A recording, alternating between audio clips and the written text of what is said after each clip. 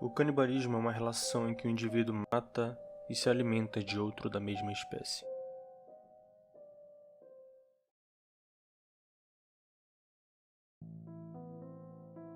Issei Sagawa nasceu em 26 de abril de 1949. O pai de Sagawa, Akira Sagawa, era um empresário que atuou como presidente da Korea Water Industries, e seu avô foi editor do Asahi Shimbun. Sagawa nasceu prematuro, supostamente pequeno o suficiente para caber na palma da mão de seu pai. Imediatamente desenvolvendo enterite, uma doença do intestino delgado, Sagawa finalmente conseguiu se recuperar depois de vários procedimentos em que era injetado potássio e cálcio em solução salina. Com a saúde frágil e a personalidade introvertida de Sagawa fez com que desenvolvesse um forte interesse em literatura. Sagawa começou a ter desejos canibais logo na primeira série, isso depois de ver A Coxa de um Homem. Quando mais jovem, frequentou a Universidade de Wako e completou um mestrado em literatura inglesa na Universidade de Kawasei Gakuin. Aos 24 anos, enquanto estava estudando na Universidade de Tóquio, ele seguiu uma alemã até sua casa, invadiu o apartamento enquanto ela dormia e o plano era canibalizá-la, cortando a parte de suas nádegas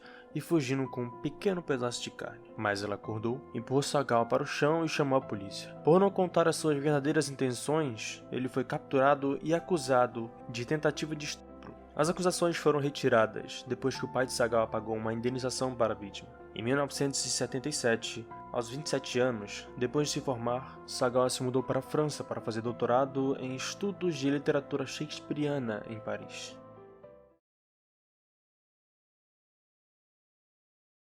Um dia, Sagawa levou uma prostituta loira para seu quarto em Longchamp. Quando a mulher entrou no banheiro para usar o bidê, Sagawa seguiu com uma faca, mas não conseguiu fazer nada. Em vez disso, ele fez sexo novamente com a mulher e descobriu que o ato distraía temporariamente de seus desejos canibais. Mas a fantasia voltou logo a aparecer, e Sagawa acaba comprando de maneira muito fácil uma arma. Ele conseguiu comprar um rifle de caça de pequeno calibre, uma carabina 22, sem licença. Sagawa chamou a prostituta para o quarto novamente, mas também dessa vez ele não conseguiu transformar as suas fantasias em ação. Enquanto estava estudando no Instituto Saint-Cyr em Paris, em 1981, Sagawa viu uma outra mulher alta e bonita do norte da Europa. O nome era Renée Hartveld. Nos relatórios ele diz que quando se sentou do lado dela foi amor à primeira vista. Ele não conseguia parar de pensar na pele branca de seus braços. Ela era a mulher perfeita para o que ele queria fazer, mas dessa vez era diferente. Ele tinha que ser mais cuidadoso. Renée tinha 25 anos, era loira e independente. Ela falava 3 idiomas e tinha um futuro brilhante pela frente com o objetivo de obter doutorado na literatura francesa. Sagawa pediu a ela que lhe ensinasse alemão, e como seu pai era muito rico, ele poderia pagá-la bem. Então, ela aceitou. Segundo ele, ela gostava de sua óbvia inteligência e capacidade de discutir desde pinturas impressionistas a Shakespeare e literatura europeia. Ele escreveu cartas de amor para ela e a convidou para shows e exposições. Ele era pequeno, feminino e mancava, mas ela frequentemente o acompanhava e o convidava para tomar chá em seu apartamento. Eles até dançaram juntos, permitindo a Sagawa uma sensação mais física de suas fantasias. Ele achava essas mulheres nórdicas avassaladoras, e, mesmo afirmando que as amava, queria possuí-las e destruí-las. Um dia ele convidou Renée para jantar em seu apartamento. Ele pediu que ela lesse um poema de seu expressionista alemão favorito, o que certamente ela fez. Depois que ela saiu, ele cheirou e lambeu o lugar onde ela havia sentado. Jurou que iria devorá-la. Ele pensava que fazendo isso, ele iria ter ela para sempre. Logo, ele a convidou para jantar novamente. Ele tinha um gravador de fita cassete. Disse que queria gravar a leitura dela do poema. Ela aceitou para a noite de 11 de junho de 1981. E Sagawa se preparou para realizar sua fantasia final. Com o rifle que ele mantinha guardado desde então, ele estava pronto quando Renée chegou.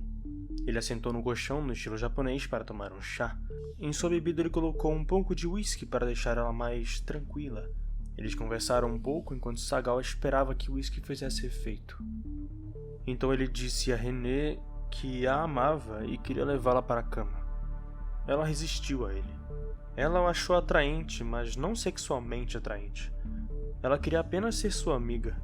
Sagawa não gostou daquilo. Ele se levantou para pegar o livro de poesia, enquanto René se sentava em uma cadeira. Sagawa entregou o poema para René ler e ligou o gravador. Enquanto René citava o poema em sua língua nativa, Sagawa veio por trás dela com seu rifle e atirou na sua nuca. Ela caiu da cadeira. Ele continuou a falar com ela, mas ela não respondeu. Ele ficou surpreso com o silêncio. Então ele notou a quantidade de sangue que escorria de sua ferida. No começo, ele tentou limpá-lo, mas acabou desistindo. Ele despiu a moça, achando difícil remover a roupa de um cadáver. Mas ele estava satisfeito porque agora ela não podia recusar as investidas que ele dava. E na cabeça dele, ela o pertencia. Então Sagawa pegou uma faca e cortou um pedaço da carne da moça e acabou consumindo. Numa novel escrita, ele escreveu relatos, que já aviso de antemão aqui, que é muito forte, muito gráfico. E a partir de agora, se quiser pular esse trecho, pode pular, pode colocar nessa minutagem aí na tela. E de agora em diante, fica por sua conta e risco.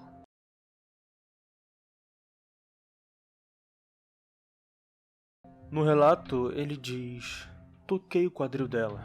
Me perguntei onde deveria morder primeiro. Ele escolheu a nádega direita, mas acabou achando difícil de morder e ficou com dor de cabeça. Então ele passou a descrever passo a passo a aparência da gordura e dos músculos, e o sabor deles.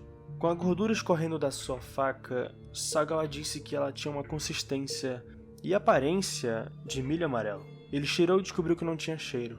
Cortando mais fundo para achar a carne, ele colocou um pedaço em sua boca e disse: derreteu na minha boca como atum cru em um restaurante de sushi. Não tinha nada mais delicioso. Ele olhou nos olhos mortos de René para dizer isso a ela. Ele estava em êxtase, agora que havia se entregado à sua fantasia. Enfim, ele conseguiu o que realmente queria. Com 32 anos, ele conseguiu suprir os desejos mais internos. Ele ficou sério e, usando uma faca elétrica, Sagawa começou a cortar René em pedaços e mordiscou alguns pedaços crus. Depois de fazer uma refeição rápida de carne humana, tirou foto do cadáver mutilado, disse que amava ela e ainda teve relações sexuais com ele. No relato ele diz: quando eu a abraço, ela solta ar. Enquanto cozinhava e comia mais dos restos mortais, ele ouviu a gravação que tinha feito dela além do poema. Quando terminou, usou a calcinha dela como um guardanapo para limpar a boca. Voltou ao corpo dela, cortou um seio e assou, mas não gostou da consistência gordurosa. Ele descobriu que preferia mais as coxas dela. Quando finalmente se cansou, levou o que restava do cadáver para a cama para dormir com ele. Sabia que pela manhã já teria que se preparar para se livrar das evidências. No dia seguinte, Sagawa constatou que o corpo ainda não estava com um cheiro forte, e assim continuou a experimentar partes dele, em particular o braço que tanto tinha vontade de provar. Ele mastigou desde a axila até o cotovelo.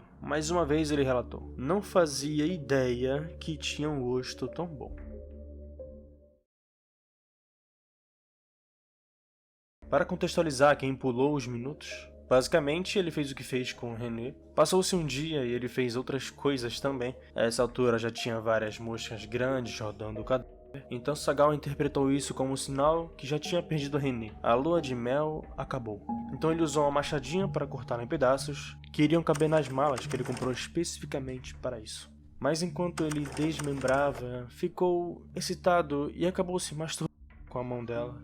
Mastigou o nariz dela e ouviu um barulho de cartilagem triturando. Já que muitas vezes ele pensou em mastigar os lábios dela, ele o removeu e o deixou de lado.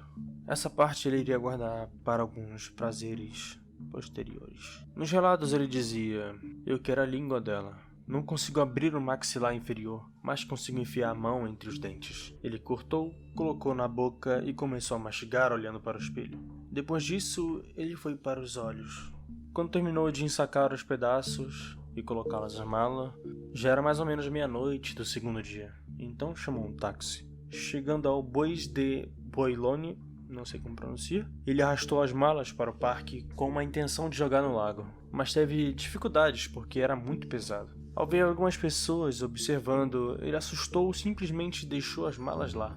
Um casal se aproximou e viu uma mão feminina saindo de uma mala manchada de sangue. Então chamaram a polícia. A polícia abriu as malas, encontrou os restos mortais iniciou a tarefa de rastrear as malas até o comprador. Ao mesmo tempo, Sagawa voltava para seu apartamento para saborear os pedaços de René que havia colocado na geladeira. Enquanto comia outra refeição, folheou algumas revistas pornográficas. A cada dia de sua liberdade restante, ele comia outro pedaço, alegando em suas versões posteriores que ficava mais doce com o tempo. Quando a polícia chegou no apartamento, 2 dias depois do assassinato com um mandado de busca, Sagawa os deixou entrar. Eles abriram a geladeira e encontraram um pedaço de um corpo feminino dentro. Sagawa confessou livremente o que tinha feito, acrescentando que tinha um histórico de doença mental. Na verdade, as descrições eram tão detalhadas e obscenas que o juiz decidiu que ele não era competente para ser julgado. Sagawa recebeu uma sentença de prisão por tempo indeterminado no asilo Paul Guilho. 3 psiquiatras que o avaliaram disseram que ele nunca seria curado. Enquanto estava no hospital, Sagawa se correspondeu com vários membros da literatura japonesa, que lhe enviaram livros sobre outros canibais. Disseram que depois de receber várias cartas e livros, ele percebeu que não era tão incomum. Ele também disse que aprendeu como lidar com tal crime sem ser preso. Com dinheiro vem poder. E seu pai, Akira Sagawa, presidente da Kurita Water Industries, sabe muito bem disso. Acabou fechando um acordo em 1984 para que Sagawa fosse transferido para o hospital psiquiátrico de Mutsuzawa, no Japão. O superintendente acreditava que ele estava são e deveria estar na prisão. Lá, Sagawa permaneceu por apenas 15 meses antes de receber sua liberdade em agosto de 1985, novamente graças ao pai, e muito contra os superintendentes. Depois de matar uma mulher e consumir seus restos mortais, Sagawa pode circular livremente na sociedade apenas 5 anos após o crime. Ele até conseguiu um passaporte para ir para a Alemanha. O que acabou piorando a situação é que ele gostava de falar sobre isso, se divertia, e em programas de televisão, até concordou em aparecer em vários filmes pornográficos. Tanto que em um deles,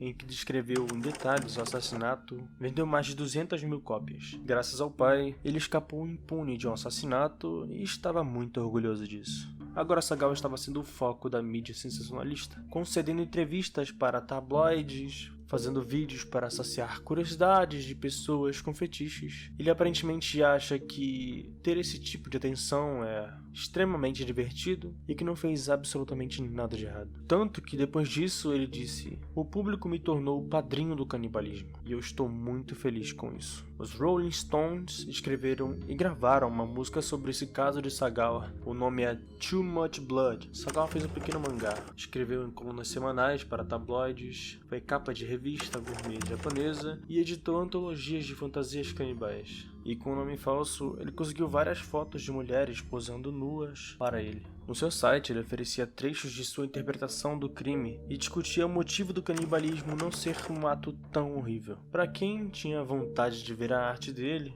ele também mostrava exemplos de suas pinturas, principalmente as nádegas de mulheres brancas. Em um artigo de revista, ele disse que agora imagina ser comido por uma jovem ocidental. Ele insiste e disse que era um ato como esse iria salvá-lo. No dia 24 de novembro de 2022, aos 73 anos, Issei Sagawa morreu devido a uma complicação de pneumonia em um hospital em Tóquio. Bom pessoal, esse foi o caso do Issei Sagawa. Se alguém tiver uma sugestão para o próximo caso, pode escrever aí no comentário. Vou ficar feliz em dar uma olhada e possivelmente fazer um vídeo sobre isso. Bom, se você gostou, deixa um like aí, se inscreve, recomenda para alguém que não saiba sobre esse caso, se você quiser, é claro. Lembrando que é meio gráfico, eu mesmo escrevendo esse roteiro tive um pouco de repulsa em certas partes porque é muito descritivo. Então não é difícil imaginar, não é difícil achar imagens sobre isso na internet. É até que fácil demais, para falar a verdade. Principalmente quando é uma vítima que tem a imagem dela exposta desse jeito. É muito insensível. Não sei muito bem a palavra que se encaixa nisso, mas seria basicamente insensível mesmo. Enfim, vou tentar trazer o mais rápido possível o próximo vídeo. Muito obrigado para quem assistiu até o final e até a próxima.